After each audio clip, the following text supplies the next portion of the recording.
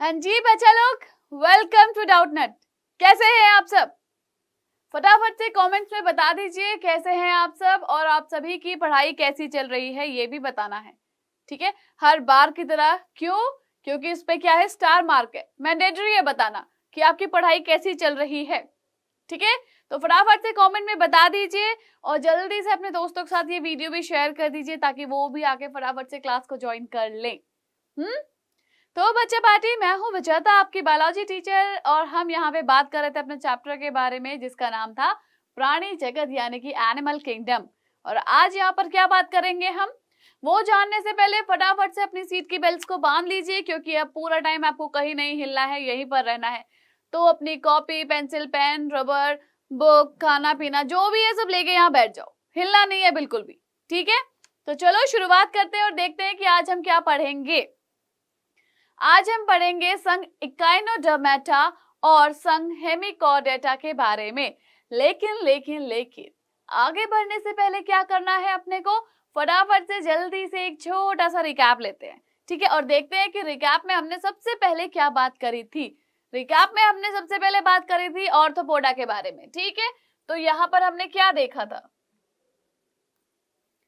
यहाँ पर हमने देखा था कि भाई ऑर्थो का मतलब क्या होता है, संधि यानी कि पेयर। ठीक है, और पोडा का मतलब होता है पाद यानी कि पैर। ठीक है, यानी कि जो इनके लेग्स होते हैं वो पेयर्स में मौजूद होते हैं। ओके, अब ये क्या होता है, ये सबसे बड़ा संघ होता है, ये सबसे बड़ा फाइलम है। ये क्या कवर करता है, 2/3 भाग कवर करता है सारे इंसेक्ट्स का, सारे कीटों का। ठीक है, पूरे प्राणी जगत में ऑर्थोपोडा क्या है, 2/3 भाग कवर करता है, ये सबसे बड़ा संघ है। ठीक, फिर इनका शारीरिक संगठन क्या है, अंग तंत्र है, यानी कि यहाँ पर ऑर्गन जो है मौजूद है। समिति यहाँ पर क्या है भाई कि भाई अक्ष से अगर काटेंगे तो क्या है, 2 इक्वल पार्ट्स आएगा, और एक से ज्यादा होगा तो क्या होगा कि भाई वो द्विपार्श्व कहलाता है।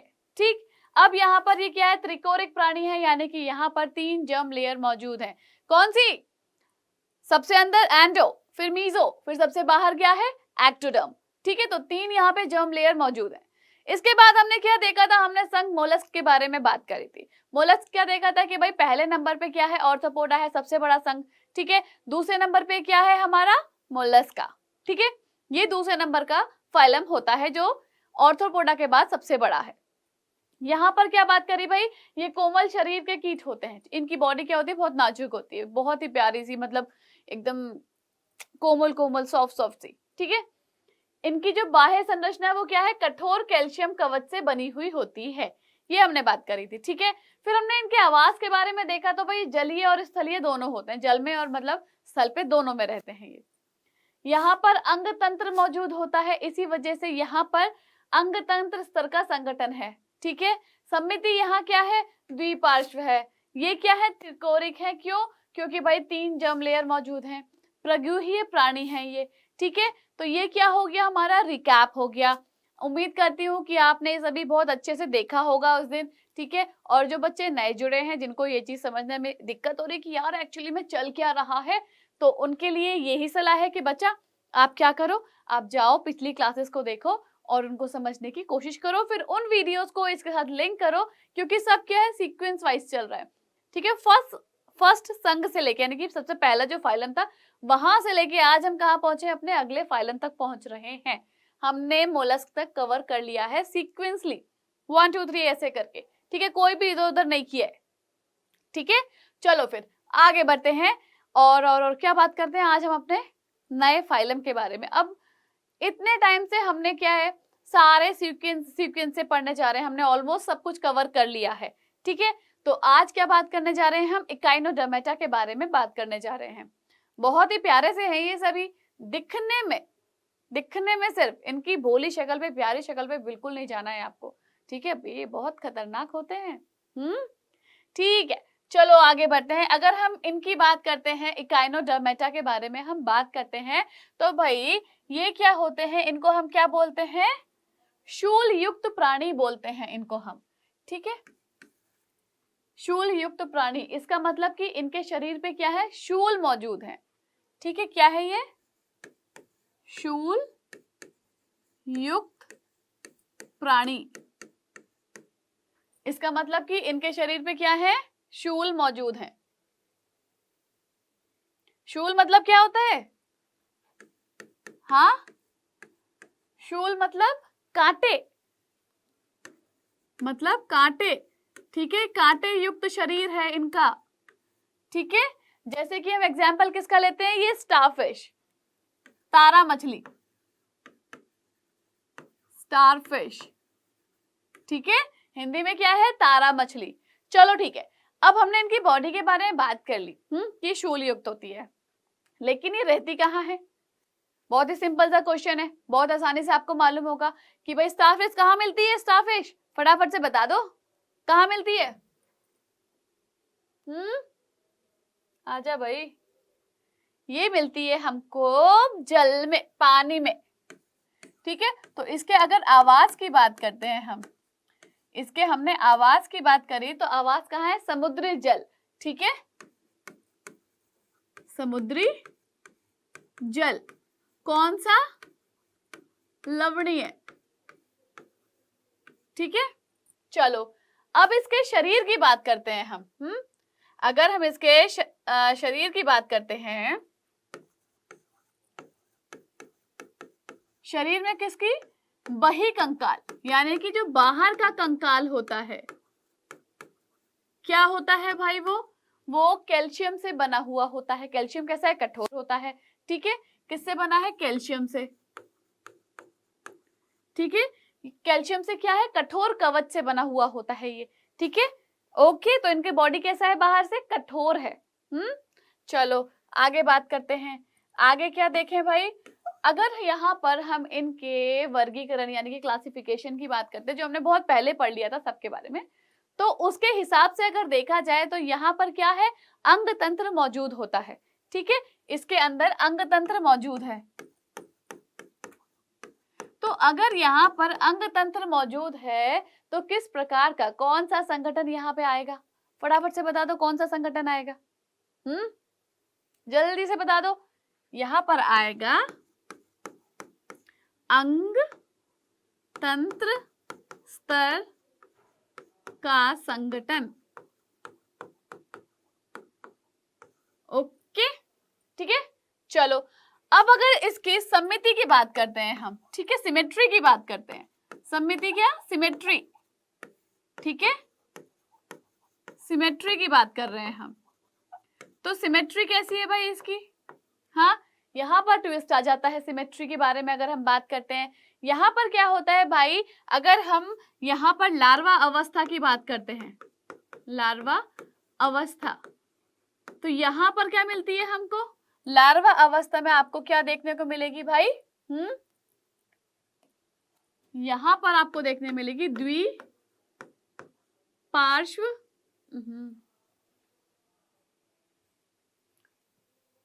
द्विपार्श्व,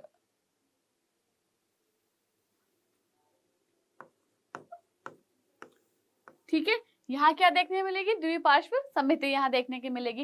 अब जब यहाँ पर लार्वा है, ठीक है, जैसे कोई बच्चा है, बच्चा क्या होता है, धीरे धीरे बड़ा होता है, कौन सी अवस्था में आता है फिर वो एक परिपक्व, मतलब नहीं, परिपक्व नहीं बोलेंगे उसको, वो धीरे धीरे बड़ा होता है, ठीक है। बड़ा होने के बाद क्या होगा, उसके जीवन में कौन सी स्टेज आती है भाई, तो उसके जीवन में दूसरी स्टेज आएगी भाई वयस्क की, ठीक है, कि वो बड़ा भी तो होगा, हाँ, जब वो वयस्क अवस्था में पहुंचेगा।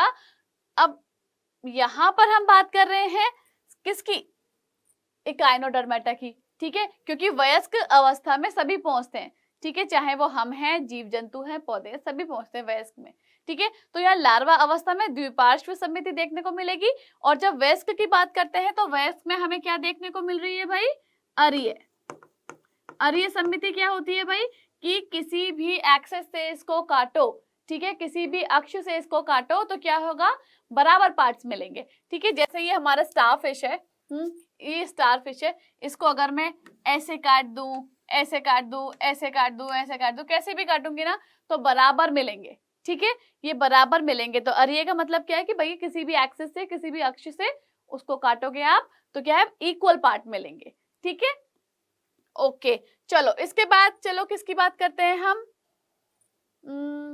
आगे बढ़ते हैं। हाँ, अब यहाँ पर बात कर, ये कितना नंबर था, चलो यही लिख लेते हैं अभी तो, चलो यहाँ 6 लिखते हैं, ठीक है। अब बात करते हैं भाई, ये त्रिकोरिक होते हैं ये, ठीक है, त्रिकोरिक होते हैं और क्या होते हैं, प्रगुहीय, त्रिकोरिक और प्रगुहीय प्राणी होते हैं, ठीक है। अब त्रिकोरिक का मतलब क्या है, त्रिकोरिक का मतलब है बच्चा यहाँ पे कि इसके पास क्या है, 3 जर्म लेयर है, 3 जर्म लेयर्स। अब फटाफट से कमेंट में बता दो भाई 3 जर्म लेयर कौन कौन सी होती हैं, क्योंकि मैं पिछले कुछ टाइम से, जब से ये चैप्टर चल रहा है, लगातार हम 3 जर्म लेयर्स की बातें कर रहे हैं, तो वो कौन सी है फटाफट से कमेंट में लिख के बता दो, ठीक है। 3 जर्म लेयर कौन कौन सी है बता दो फटाफट से, जल्दी जल्दी से। तब तक मैं आपको बता देती हूँ भाई कि 3 जर्म लेयर कौन सी है। सबसे बाहर होती है एक्टोडर्म, बीच में होती है मेसोडर्म और सबसे अंदर क्या होती है, एंडोडर्म, ठीक है। और दूसरा क्या बोला है, प्रगुहीय प्राणी है। इसका मतलब यहाँ पर जो गुहा का निर्माण हो रहा है वो किससे हो रहा है, मेसोडर्म से हो रहा है, उसके टूटने से हो रहा है, ठीक है ना। सबको क्लियर यहाँ तक, चलो आगे बढ़ते हैं। ये हमारा 6 था। अब हम 7th की बात करते हैं। 7th में अगर हम इसके पाचन तंत्र की बात करते हैं, भाई अब ये जीव है तो खाना पीना तो इसका भी होता होगा ना, ये भी खाता होगा वरना कैसे जिंदा रहेगा। तो अगर हम इसके पाचन तंत्र की बात करते हैं, पाचन तंत्र, तो इसका पाचन तंत्र कैसा होता है भाई, पूर्ण होता है, ठीक है, यानी कि कंप्लीट होता है। क्योंकि इसके पास क्या है कि भाई इसके पास मुंह है जहां से ये खाना खाता है, ठीक है, एक छिद्र ये हो गया। दूसरा क्या होता है भाई, जिससे क्या करता है, उत्सर्जन करता है, यानी कि एक्सक्रीशन करता है किसकी, अपशिष्ट पदार्थ, यानी कि जो वेस्ट मटेरियल होते हैं उनका, ठीक है। तो इसीलिए भाई एक से खा रहा है और एक से बाहर ये उत्सर्जित कर रहा है, इसका मतलब इसका क्या है, एक कंप्लीट वे में सब कुछ चल रहा है, कहीं भी कोई भी डिस्टरबेंस नहीं है, तो इसीलिए क्या है, ये पूर्ण है यानी कि कंप्लीट है, ठीक है। चलो आगे बढ़ते हैं। ओके, आगे देखते हैं। 8th नंबर है भाई हमारा परिसंचरण तंत्र, परिसंचरण तंत्र यानी कि सर्कुलेटरी सिस्टम। यहां पर अगर हम इसके सर्कुलेटरी सिस्टम की बात करते हैं तो कैसा होता है, बता दो फटाफट से कैसा होता है। तो भाई ये होता है हमारा खुला हुआ, खुला हुआ मतलब जो इसके अंग हैं वो किसमें, रक्त में डूबे हुए हैं। उफ, स्कत लिख दिया मैंने।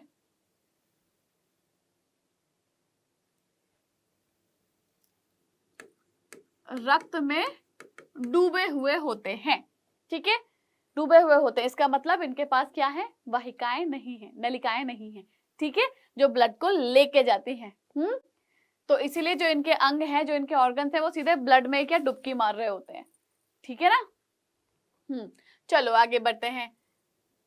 आगे कौन सा कलर उठाते हैं, ग्रीन उठा लेते हैं। चलो इसके बाद देखते हैं भाई, एक इंपॉर्टेंट चीज आती है यहाँ पर, इसकी यहाँ पर एक इंपॉर्टेंट चीज है कि जल क्या है, यहाँ पर जल संवहन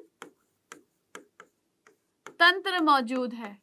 अब जल संवहन तंत्र क्या होता है, मतलब वाटर वेस्कुलर सिस्टम, ठीक है,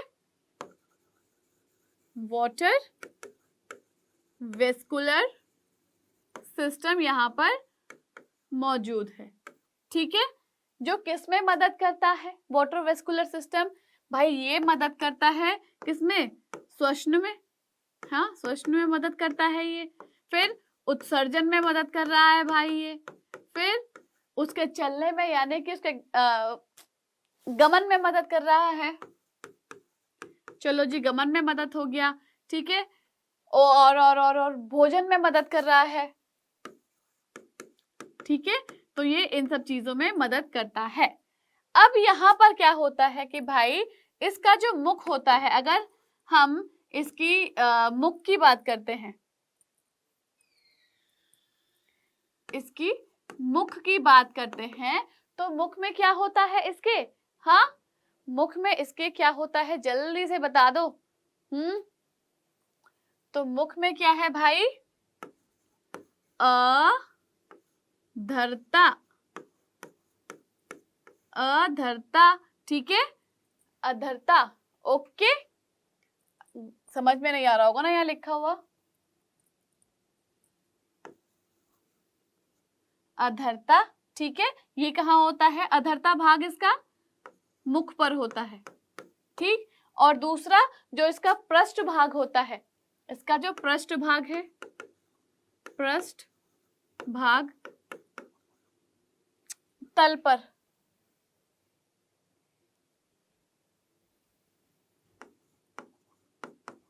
तल पर क्या होता है? गुदा, ठीक है। क्लियर यहां तक? चलो आगे बढ़ते हैं। थोड़ा सा मैं समझा देती हूँ आपको। किसके बारे में समझा देती हूँ? थोड़ा सा इसके जल संवहन तंत्र के बारे में समझा देते हैं। चलो नेक्स्ट पेज पे, ठीक है, इस यहाँ पर। अच्छा एक काम करते हैं, एक ब्लैंक शीट उठा लेते हैं पहले तो।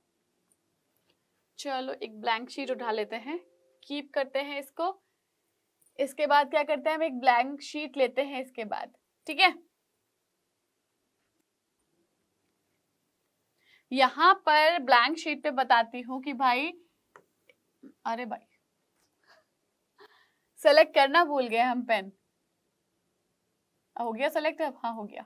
देखो ये क्या होता है भाई, इसका इस तरीके से एक स्ट्रक्चर होता है, ठीक है, किसका? स्टार फिश का।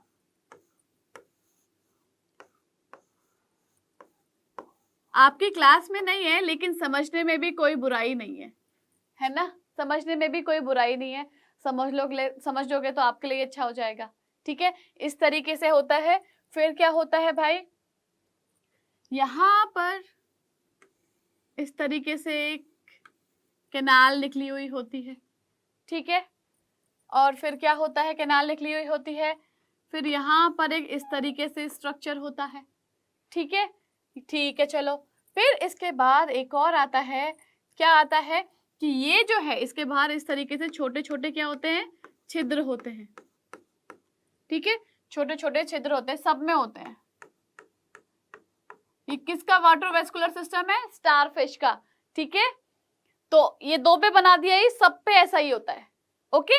कंफ्यूजन नहीं रखना है बिल्कुल भी। चलो अगर हम इनके नाम की बात करते हैं ना, तो भाई नाम क्या है कि सबसे पहले ये जो सबसे पहला वाला होल है, यानी कि प्रथम छिद्र है, इसको हम क्या बोलते हैं?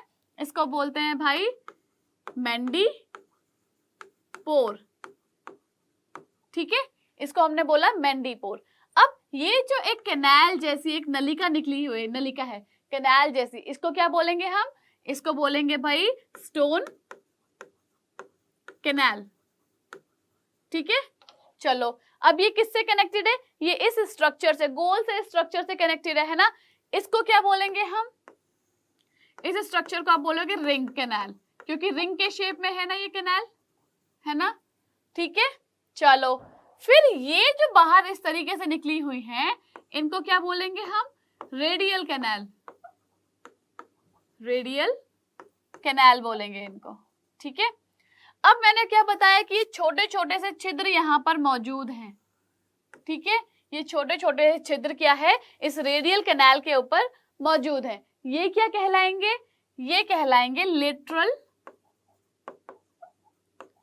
पोर या छिद्र, ठीक है। तो ये है इसका सीन कि भाई इसका वाटर वेस्कुलर सिस्टम इस तरीके से होता है। अब यहाँ होता क्या है, चलो वो देख लेते हैं। दूसरा कलर उठा लेते हैं, है ना, समझने के लिए।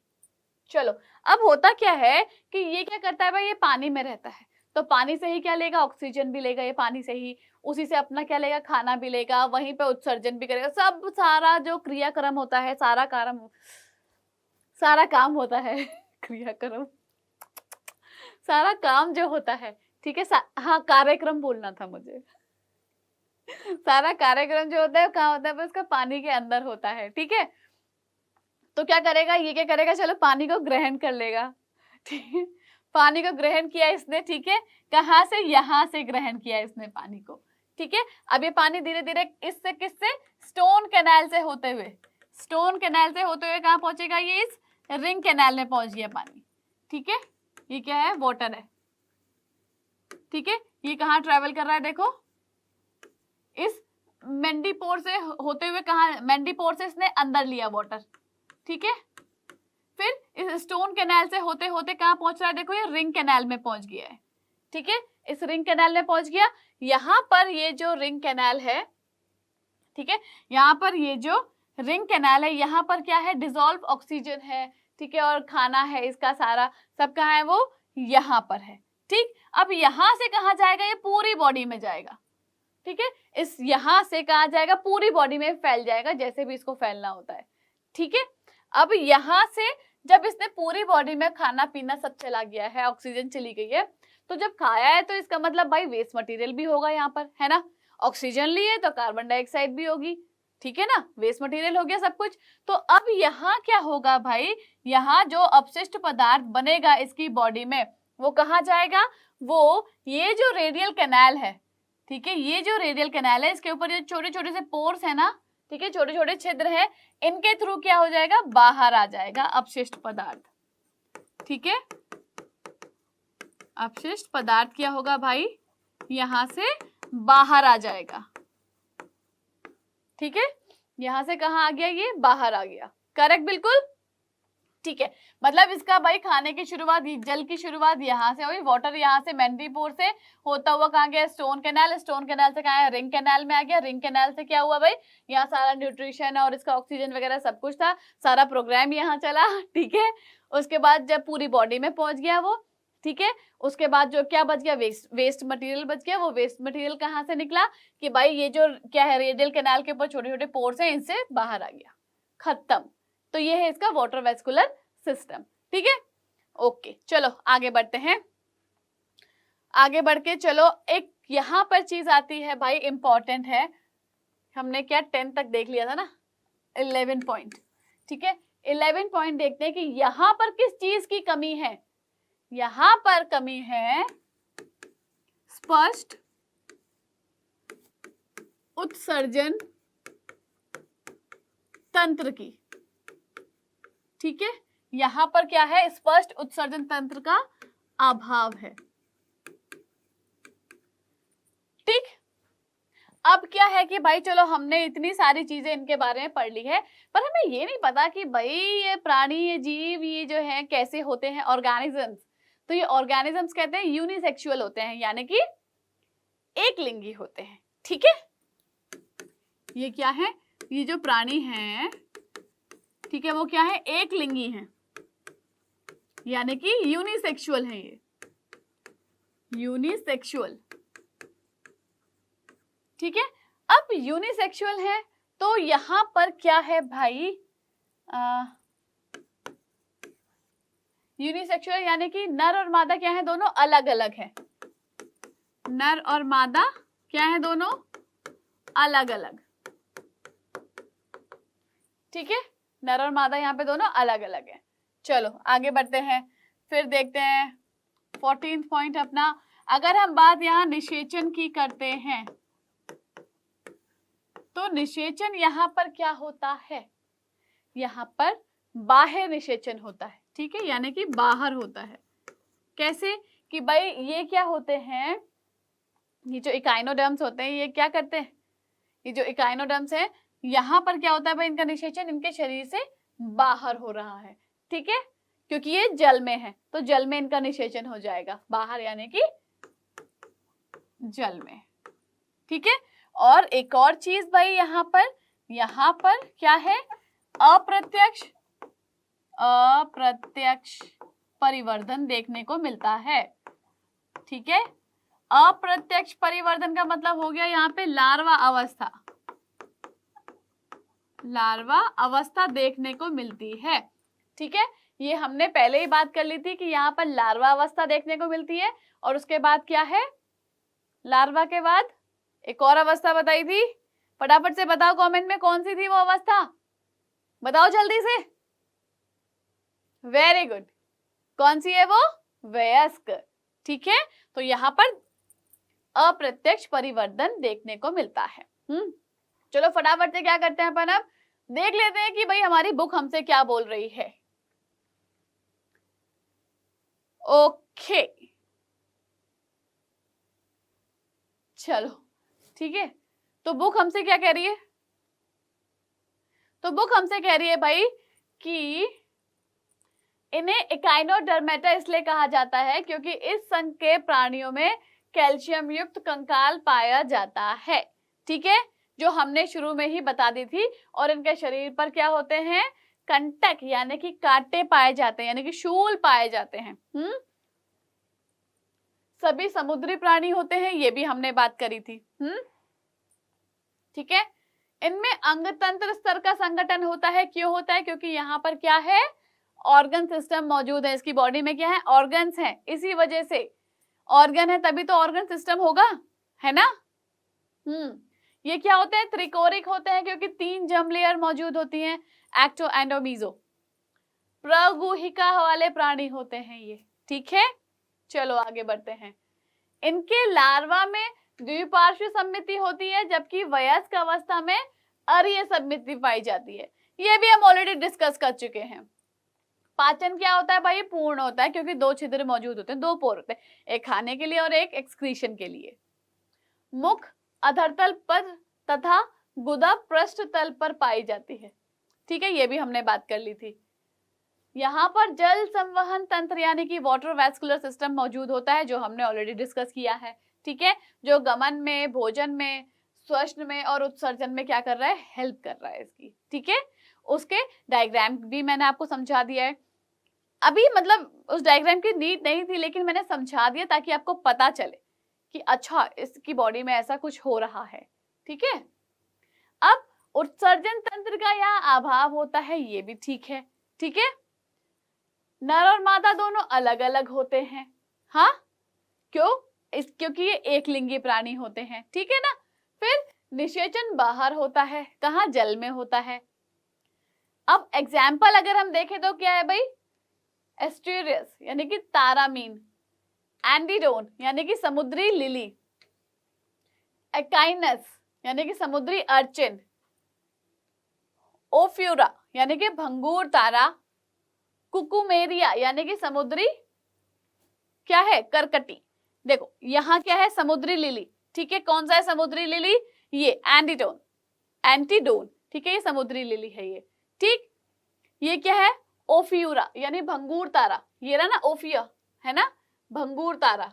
ठीक है, और उसके बाद ये क्या है, सबसे लास्ट वाला था ना, कुकुमेरिया यानी कि समुद्री करकटी। ठीक है, ये कुछ कुछ क्या है, क्यूकम्बर जैसी शेप होती है, खीरा जैसी, इसीलिए इसका नाम कुकुमेरिया है। ठीक है, हाँ। फिर एक और था ना, देखो एकाइनस यानी कि समुद्री अर्चिन, ये क्या है ना, कांटे जैसी शेप में होते हैं ये। ठीक है ना, सी अर्चिन भी बोलते हैं इनको। ठीक, तो ये सब था इसके बारे में। ओके, तो यहाँ पर हमारा इकाइनोडर्मेटा खत्म। लेकिन ये लेक्चर अभी खत्म नहीं हुआ है भाई कि आप सोचो कि मैडम अभी टाटा बाय बाय बोल देगी आपको, नहीं। इसके बाद आज हम एक और संघ के बारे में बात करेंगे, वो भी बहुत इंटरेस्टिंग सा है, मजा आएगा उसको भी पढ़ने में। देखो पढ़ाई तो करनी पड़ेगी, ठीक है, बिना पढ़े तो काम चलेगा नहीं। आपको ये चैप्टर बोरिंग लग रहा होगा, लेकिन इतना इंटरेस्टिंग चैप्टर है ना, ये थ्योरी वाला पार्ट है। क्यों, क्योंकि ऑलमोस्ट चीजें इसमें सेम चलती आ रही हैं, सब सेम चलती आ रही हैं, है ना। तो कहीं से कहीं कंफ्यूजन होना ही नहीं चाहिए चीजों में। और इतना इजी है, स्कोर कर सकते हो मार्क्स इसमें बहुत इजीली, अगर शर्त ये है कि तमीज से पढ़ा जाए। नहीं पढ़ोगे तो आपका अपना रिस्क है। चलो अब बात करते हैं हम संघ हेमिचॉर्डेटा के बारे में। ठीक है, तो अगर हेमिचॉर्डेटा के बारे में करें हम बात, तो भाई सबसे पहले हम क्या देखते हैं कि ये जो होते हैं इस फाइलम में, हेमिचॉर्डेटा में, ये जो जीव हैं ये कैसे होते हैं, कृमि, यानी कि कृमि क्या होते हैं, इंसेक्ट, ऐसे दिखते हैं। ठीक है, कैसे दिखते हैं, ये कृमि के समान होते हैं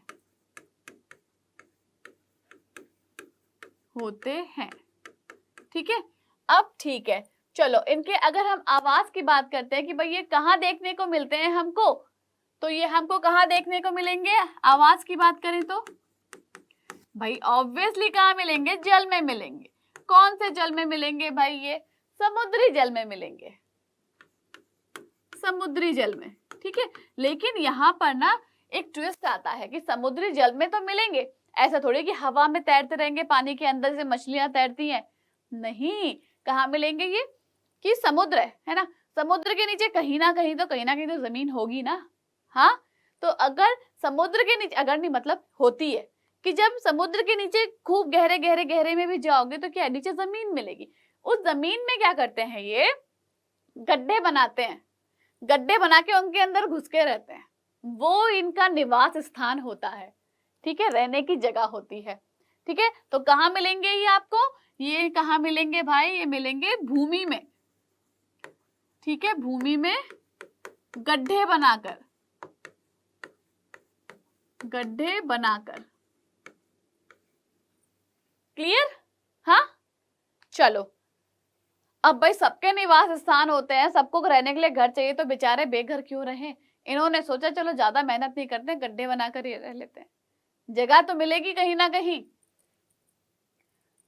चलो अब किसकी बात करते हैं भाई, चलो अब हम इसके अगर संगठन की बात करते हैं यहाँ पर, तो यहाँ पर भी क्या है भाई, अंग तंत्र मौजूद है, यानी कि ऑर्गन सिस्टम मौजूद है। तो किस तरीके का यहाँ पर संगठन हुआ, यानी कि ऑर्गेनाइजेशन हुआ। तो यहाँ पर भाई अगर हम अंग तंत्र की बात कर रहे हैं तो कैसा मिलेगा वो, अंग तंत्र स्तर का संगठन यहाँ पर आपको देखने को मिल जाएगा। ठीक है, चलो फिर बात करते हैं भाई, ये क्या होते हैं, ये द्विपार्श्व सम्मित होते हैं।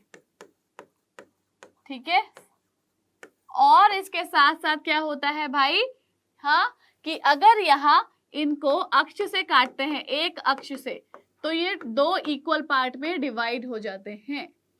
ठीक है, चलो जी ये भी समझ में आ गया। बहुत इंटेलिजेंट बच्चे हो आप लोग, बहुत जल्दी जल्दी समझ में आ जाता है ना। चलो ये क्या होते हैं, त्रिकोरिक होते हैं। ठीक है, त्रिकोरिक होते हैं, यानी कि इनके पास भी 3 जर्म लेयर मौजूद हैं। ठीक है, 3 जर्म लेयर मौजूद हैं। लेकिन अगर हम इनके शरीर की बात करते हैं तो चलो एक छोटा सा डायग्राम देख लेते हैं। शरीर कैसा होता है भाई इनका, कुछ इस तरीके से होता है बना हुआ। ठीक है, ऐसे,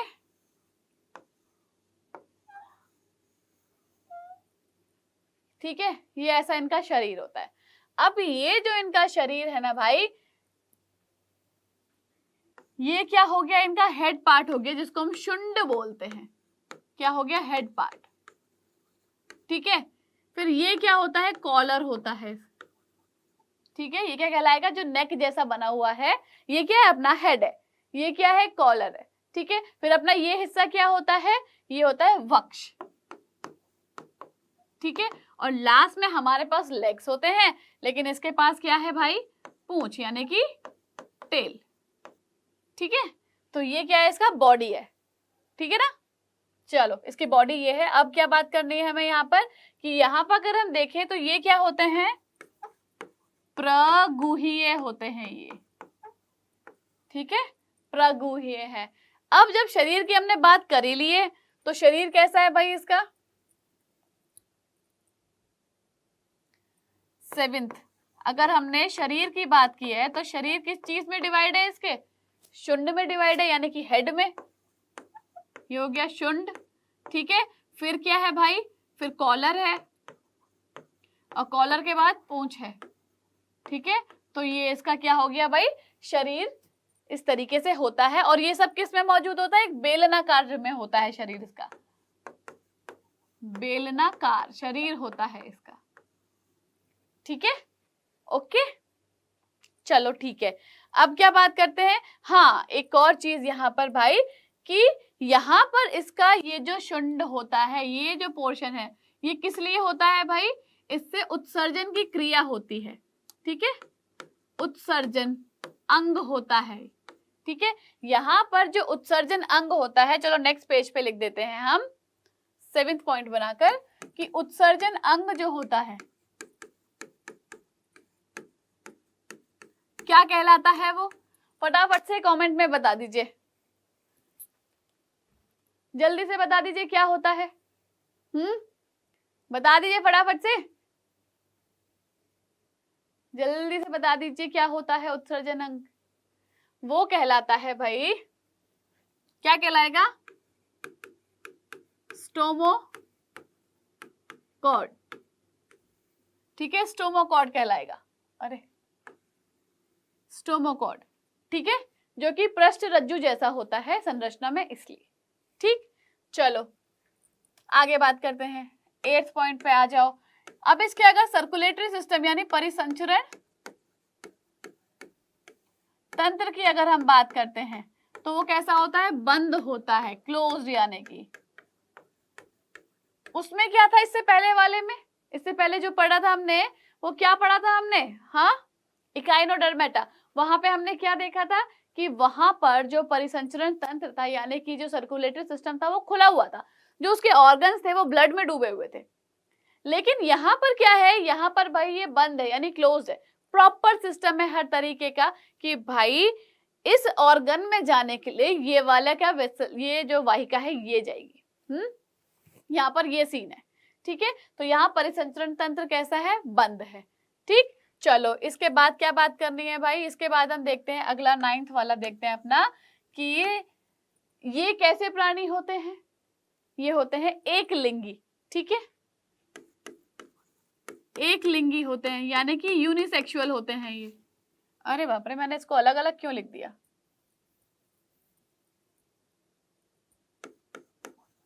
एक लिंगी यानी कि यूनिसेक्सुअल, ठीक है, होते हैं। ठीक है, चलो अगर हमने अब ये बात कर ली है तो हमें ये भी पता होना चाहिए भाई कि यहाँ पर जनन किस तरीके से होता है। अगर हम यहाँ पर जनन की बात करते हैं तो जनन कैसे होता है, यहाँ पर लैंगिक होता है, ठीक है, लैंगिक होगा, लेकिन कहाँ होगा, शरीर से बाहर होगा, ठीक है, यानी कि बाहर होता है निषेचन, ठीक है, बाहर होता है निषेचन, ठीक है। चलो बाहर कैसे होता है भाई, अगर हम बाहर की बात करें तो अगर हम देखें तो हमने क्या बात करी थी कि समुद्र में रहते हैं ये, ठीक है। सपोज करो भाई ये समुद्र है, अब समुद्र में नीचे कहीं जमीन पे ये यहाँ पर क्या है, गड्ढे बनाकर रह रहे हैं, ठीक है, यहाँ पर ये नर है और ये मादा है, ठीक है, ये दोनों नीचे गड्ढे बनाकर रह रहे हैं। अब मादा क्या करेगी भाई, यहाँ से एग रिलीज करेगी, है ना, अब पानी में उसने रिलीज कर दिए, अब नर क्या करेगा, नर अपना जो है यहाँ पे मुख छोड़ेगा, तो ये दोनों का संलयन हो जाएगा यहाँ पर, तो पानी में हो गया, ठीक है, संलयन इनका, तो क्या है, बाह्य निषेचन हो गया यानी कि बाहर हो गया ये, ठीक है। तो चलो आगे देखते हैं, अब यहाँ पर लार्वा अवस्था देखने को मिलती है, लार्वा अवस्था। अब यहाँ पर क्या है, इस लार्वा अवस्था का नाम दिया गया है कि भाई कौन सी है ये लार्वा अवस्था यहाँ पे, तो इस लार्वा अवस्था का नाम क्या है, टोनेरिया, टोनेरिया लार्वा, ठीक है। और यहाँ पर अगर हम विकास की बात करते हैं, यहाँ पर अगर हम विकास की बात कर रहे हैं तो भाई क्या है, अप्रत्यक्ष परिवर्तन देखने को मिलेगा, क्योंकि लार्वा है यहाँ पर, है ना, लार्वा है यहाँ पर, तो क्या देखने को मिल रहा है हमको, अप्रत्यक्ष परिवर्तन देखने को मिल रहा है। और अगर इसके एग्जाम्पल की बात करें तो बेलेनोग्लॉसिस, ठीक है, जिसके बारे में हमने कहा यहाँ पे अभी नहीं, इधर ये बना के बात करी थी, ठीक है, ये क्या है, बेलेनोग्लॉसिस, ठीक है। चलो अब ये पढ़ लिया है, चलो देख लेते हैं थोड़ा सा कि भाई हमारा जो बुक का टेक्स्ट है वो हमें याद कर रहा है कि प्लीज आओ मुझे भी एक बार पढ़ लो, तो चलो इसको देख लेते हैं।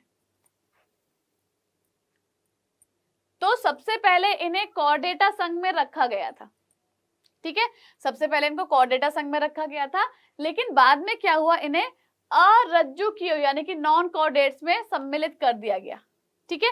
पहले कहाँ रखा इनको, कॉर्डेट्स में रखा, फिर इनको नॉन कॉर्डेट्स में डाल दिया, ठीक है।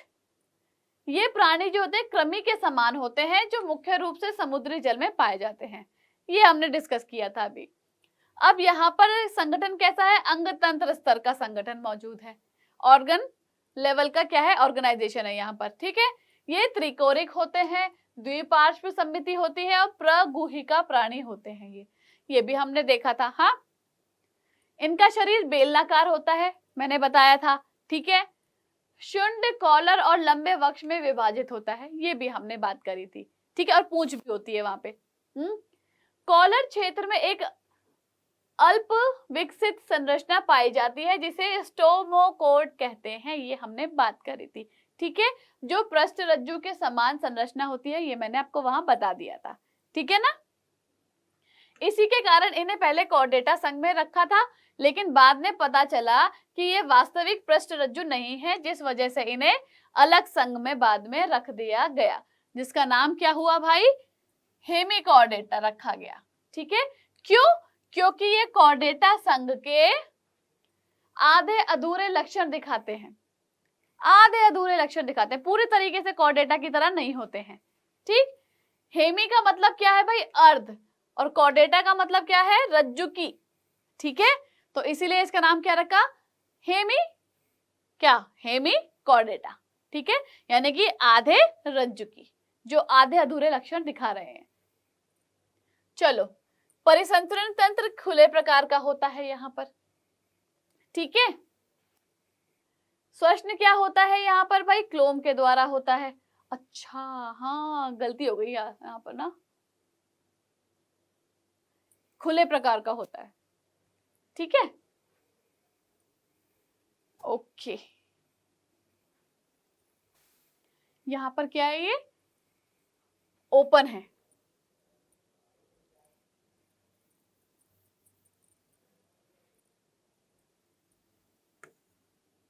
ओपन, ठीक है, यानी कि क्या है, खुला हुआ। अच्छा, वो ध्यान आ गया ठीक है। चलो,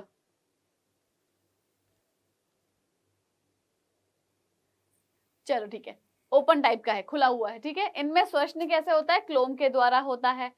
शुंड भाग में शुंड ग्रंथियां पाई जाती हैं, ठीक है, जो उत्सर्जन में सहायता करती हैं, ठीक। ये एक लिंगी होते हैं, ये हमने बात करी थी कि नर और मादा अलग अलग होते हैं। और निषेचन क्या है, बाह्य निषेचन, यानी कि एक्सटर्नल फर्टिलाइजेशन इनमें होता है, ठीक। विकास कैसा है, अप्रत्यक्ष है, यानी कि इनके जीवन में लार्वा अवस्था पाई जाती है, ठीक है, ये हमने बात करी थी। और लार्वा अवस्था का नाम क्या है, टोनेरिया लार्वा, ठीक है। यहाँ लार्वा क्या है, टोनेरिया है। अब एग्जाम्पल क्या है, बेलेनोग्लोसिस और सैकोग्लोसिस, ठीक है, ये दो इसके एग्जाम्पल है, ठीक है। ये क्या है, देखो, ये है सैकोग्लासिस, ठीक है, सैकोग्लासिस, ये है बेलेनोग्लासिस, ठीक है। क्लियर सबको यहाँ पर? और इसी के साथ क्या हो गया, ये लेक्चर हमारा खत्म हो गया, आज का लेक्चर यहीं पे फिनिश, ठीक है। तो आज हमने क्या देखा, आज हमने किसके बारे में बात करी, आज हमने बात करी भाई किसके बारे में, इकाइनोडर्मेटा और हेमिकॉर्डेटा के बारे में बात करी, ठीक है। और उम्मीद करती हूँ कि आपको अच्छे से समझ में आया होगा, लेकिन समझ में आना भी जरूरी है और इसके साथ साथ रिवीजन करना भी जरूरी है। देखो, अगर रिवीजन नहीं करोगे ना तो क्या होगा, भूल जाओगे, यहाँ अभी जो पढ़ा है वो भूल जाओगे, नहीं रहेगा याद। तो रिवीजन बहुत जरूरी है अपने आप को अपडेट रखने के लिए। तो पिछली क्लासेस जो भी है ना, उनको भी हैंड टू हैंड देखते चला करो, बिकॉज बहुत छोटा छोटा, बहुत सिंपल सिंपल लैंग्वेज में मैंने समझाया हुआ है ना। एक काम करो ना, एक कॉपी बना लो ना, जिसमें छोटे छोटे से पॉइंट्स जो होते हैं ना, जिस तरीके से मैंने क्या लिखा है, देखो ये जो पॉइंट्स लिखते हैं हम, ये क्यों लिखते हैं, हाँ ये छोटे छोटे पॉइंट इसलिए लिखते हैं कि ठीक है, अपने को याद रहे कि अच्छा, अगर हमने यहाँ क्रमी बोले थे, यानी कि इसका शरीर कैसा है, क्रमी के जैसा है, ठीक है। आवाज कैसा है, इसका जल है, ठीक है। अंग तंत्र की बात करते हैं तो यहाँ अंग तंत्र स्तर का क्या है, ऑर्गेनाइजेशन है, यानी कि संगठन है। तो ये क्या है, देखो सब छोटी छोटी, कि द्विपार्श्व समिति है, त्रिकोरिक है, प्रगुहीय है, ठीक है। ये तो क्या है, छोटे छोटे से उसमें लिखा हुआ है ये, ठीक है ना। तो ये क्या है भाई, इस तरीके से कॉपी पेन में लिया, जब मैं लिखती हूँ ना, तो हाथ के हाथ लिखते चला करो। इससे क्या होता है, आपके नोट्स भी बन जाएंगे और वो चीजें ना आपको याद भी हो जाएंगी। ये जो चैटिंग करते रहते हो ना, इंस्टा आईडी दे दो, फोन नंबर दे दो, इससे कुछ नहीं मिलता। ये आप लोग अभी कर रहे हो, एक टाइम बाद पता है क्या आएगा, कि अभी क्या है, आप टाइम बर्बाद कर रहे हो, फिर आगे चल के टाइम बोलेगा भाई तुमने मुझे तब बर्बाद कर दिया था, अब मेरे पास तुम्हारे लिए टाइम नहीं है। जो तुमने वेस्ट किया है ना टाइम, वो वेस्ट हो गया है, ठीक है। फिर नई चीजें सीखने का टाइम आएगा, तब आप बोलोगे पुरानी चीजें तो हमें याद ही नहीं है, तब क्या करोगे, फिर आप बोलते हो आप नीट की प्रिपरेशन कर रहे हैं कि मैम ये वाले जो हैं क्या ये नीट के लिए नीट वाले जो हैं वो कर सकते हैं, या हम ड्रॉपर हैं हम कर सकते हैं। तो भाई जब आप इस तरीके से चैटिंग करोगे तो चाहे वो ड्रॉपर हो या जो प्रेजेंट 11th में है वो हो, या फिर जो नीट की प्रिपरेशन कर रहे हो, कोई भी हो, कैसे करोगे? कुछ नहीं होने वाला। तो बेटर है कि पढ़ाई में ध्यान दे दो, है ना, और कॉपी पेन लेके बैठा करो, ताकि उसको जो मेन पॉइंट जैसे जैसे मैं लिखती हूँ वो लिखते रहा करो, तो आपके नोट्स भी बन जाएंगे, आपका याद होने का काम भी चलता रहेगा साथ साथ। क्योंकि जो हम लिखते हैं ना वो हम कभी नहीं भूलते। जब आप लिखोगे ही नहीं तो भूलोगे ही भूलोगे, याद नहीं रहेगा। ठीक है, तो बच्चा लोग आज के लिए इतना ही। चलती हूँ मैं, आती हूँ इसके अगले टॉपिक पे, ठीक है, अपनी अगली क्लास में। तब तक के लिए मेरा वेट करो, कहीं नहीं जाना है, यही मिलना है अगली क्लास में। हाँ, और वीडियो को लाइक करना नहीं भूलना है। जिन्होंने चैनल को सब्सक्राइब नहीं किया है कर लो, पास में ही जो है क्या है बेल आइकन है, उस पर क्लिक कर देना भाई, ताकि नोटिफिकेशन मिल जाएगा कि हाँ क्लास है आज। ठीक है ना, बिल्कुल नहीं भूलनी ये सब चीजें। ठीक है, तो चलो अभी के लिए टाटा बाय बाय, मिलते हैं अपनी अगली क्लास में। तब तक के लिए खुश रहिए, अच्छे से रहिए, अपना ख्याल रखिए और खूब सारी पढ़ाई करिए। ठीक है, बाय बाय।